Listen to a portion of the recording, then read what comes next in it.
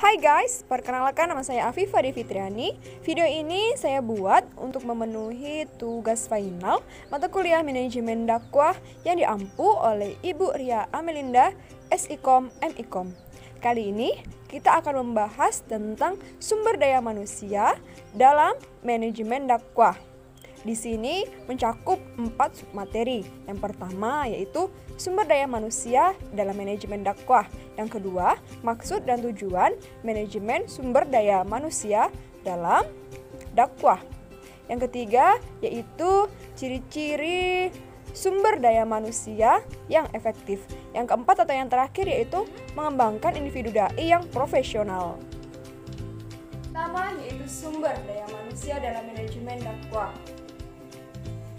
Sumber daya manusia merupakan semua kekuatan atau potensi yang dimiliki manusia seperti akal budi, perasaan kasih sayang, keinginan untuk bebas merdeka, perasaan sosial, bakat berkomunikasi dengan pihak lain, memiliki cipta rasa, dan karya. Dengan demikian, kita harus memahami bahwa sumber daya manusia harus diartikan sebagai sumber dari kekuatan yang berasal dari manusia yang dapat digunakan oleh organisasi. Yang kedua yaitu pengembangan sumber daya manusia. Pengembangan sumber daya manusia terbagi menjadi dua, yaitu pengembangan secara makro dan pengembangan secara mikro. Pengembangan secara makro merupakan suatu proses peningkatan kualitas atau kemampuan manusia dalam rangka mencapai suatu tujuan. Proses peningkatan ini mencakup perencanaan, pengembangan, dan pengelolaan sumber daya manusia.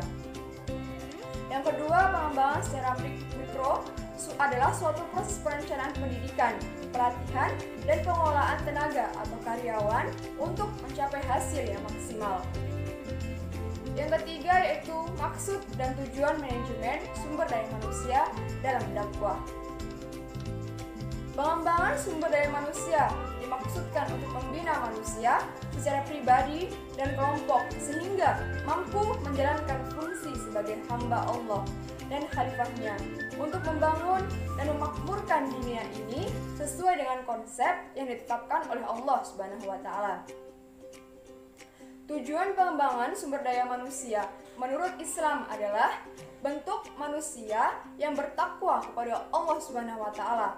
Kata takwa dalam Al-Qur'an mencakup segala bentuk dan tingkatan kebajikan. Ia merupakan wasiat Tuhan kepada seluruh makhluk dengan berbagai tingkatan, sejak nabi hingga orang yang awam. Sedangkan tujuan utama dari manajemen sumber daya manusia adalah untuk meningkatkan kontribusi sumber daya manusia terhadap organisasi dalam rangka mencapai produktivitas organisasi yang bersangkutan.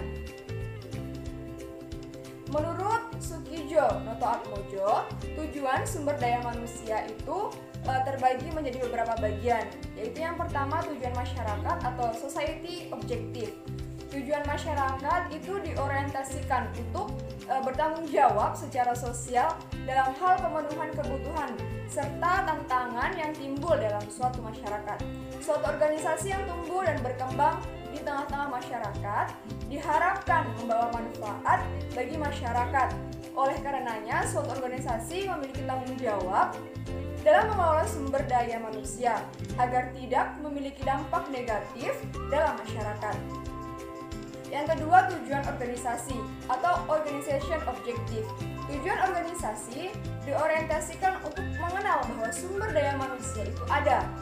Maka, perlu diberikan kontribusi terhadap pendayagunaan organisasi secara keseluruhan. Karena manajemen sumber daya manusia bukanlah suatu tujuan dan akhir suatu proses, melainkan suatu perangkat atau alat untuk membantu tercapainya suatu organisasi secara keseluruhan. Oleh karena itu, unit atau bagian manajemen sumber daya organisasi di suatu organisasi diadakan untuk melayani bagian-bagian lain di organisasi tersebut. Yang ketiga, tujuan personel atau personel objektif.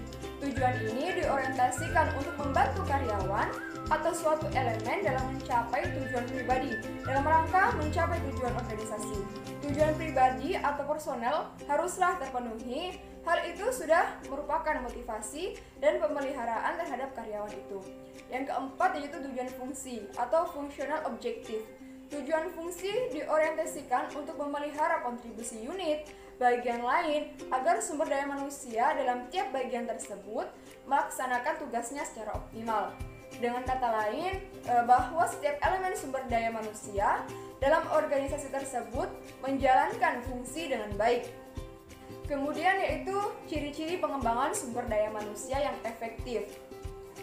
Ciri-ciri pengembangan sumber daya manusia yang efektif adalah yang bersifat sistematik, yakni memiliki tujuan yang spesifik dan berkualitas dalam memberikan program pelatihan yang konkret dan mudah bagi para partisipan. Fred Wood, seorang ahli dalam pengembangan sumber daya manusia, menyarankan bahwa program pengembangan itu meliputi 5 fase, yaitu yang pertama persiapan, yang kedua perencanaan, yang ketiga pelatihan, yang keempat implementation atau pelaksanaan. Kemudian yang kelima itu pemeliharaan. Kemudian yaitu mengembangkan individu dai yang profesional. Pengembangan sumber dai dengan pendekatan individual memungkinkan para dai itu sendiri untuk belajar melalui berbagai cara. Misalnya, seorang dai dapat memperoleh ilmu, pengetahuan, dan keterampilan dengan mengikuti seminar, lokakarya, diklat, atau pelatihan dan sejenisnya pada instansi lain. Yang terakhir itu ciri-ciri dai yang profesional. Ciri-ciri dai profesional yaitu memiliki suatu keahlian khusus dalam menyampaikan pesan keagamaan. Kemudian merupakan suatu panggilan khusus, memiliki teori-teori yang baku secara universal. Kemudian mengabdikan diri untuk masyarakat dan bukan untuk dirinya sendiri. Kemudian memiliki kode etik, kemudian harus memiliki organisasi yang kuat dan profesional. Sekian pembahasan kita kali ini, semoga bisa bermanfaat dan sampai jumpa di lain waktu.